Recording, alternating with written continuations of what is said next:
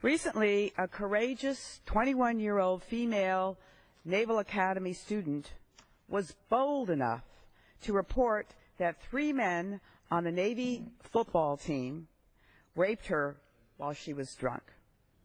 Little did she know that when she came forward, she would be put on trial, forced to testify and be cross-examined for more than 30 hours. She was harangued by the defense team and asked humiliating and abusive questions for hours, with the clear objective to intimidate her and destroy the case. What's so unbelievable is that her case hadn't even made it to trial. This was only the equivalent of a preliminary hearing, called an Article 32 hearing under the Uniform Code of Military Justice. It's supposed to be used to determine if a case should go forward to trial. The truth is, the Article 32s have mutated and now serve to put the victim on trial, not the accused. Her experience of not only being sexually assaulted but re-victimized by the judicial system is all too common in the military.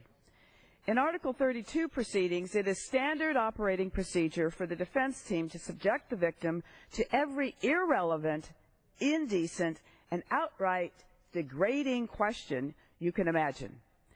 In the Naval Academy case, the victim was asked by one of the defense attorneys, quote, "How wide do you open your mouth for oral sex?" unquote. Another question was asked of her, quote, "Did you feel like a hoe the next morning?" unquote. These questions would simply never, ever be permitted in a civilian criminal trial, let alone in a preliminary hearing.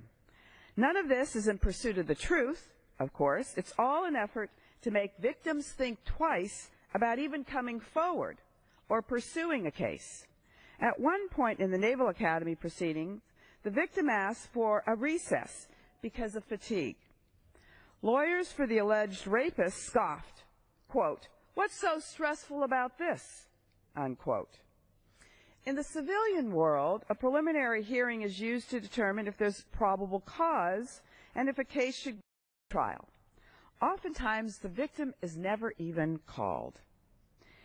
And the victim is certainly not berated for hours about their previous sexual history. These proceedings are very brief, and the scope of the hearing is limited to the question of probable cause. The 5-day, 30-hour proceeding is such a glaring example of the difference between what justice looks like in the civilian courts and what it looks like in the military justice system. Simply put, Article 32 hearings are rigged in favor of the accused. The scales are so tilted in favor of the accused, the system is upended. The proceedings also have a significant chilling effect on sexual assault reporting. Although the numbers have climbed, only 10% of the estimated 26,000 annual assaults are actually reported. Now think about this. 26,000 assaults every year in the military of both men and women, and mostly men, I might add. Only 3,000 are reported.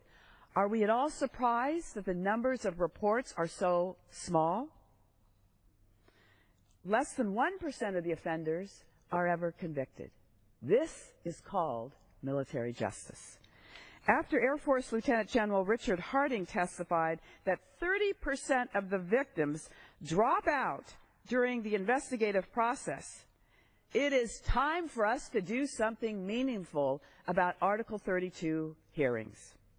That's why I'm introducing the Article 32 Reform Act along with my co-sponsor, Congressman Pat Meehan, which will align these proceedings with what happens in a civilian preliminary hearing and will give victims the option of whether or not to testify at all. Ironically, civilian victims are currently afforded this right in military courts, but not service members. That's right. We allow civilian victims not to testify in Article 32s, but force the brave service members who are victims to be subjected to this abusive process. This bill has bipartisan support in both the House and the Senate and will finally put an end to these open-ended, abusive hearings that re-victimize those who come forward. It is time for us to clean up the military justice system. I yield back.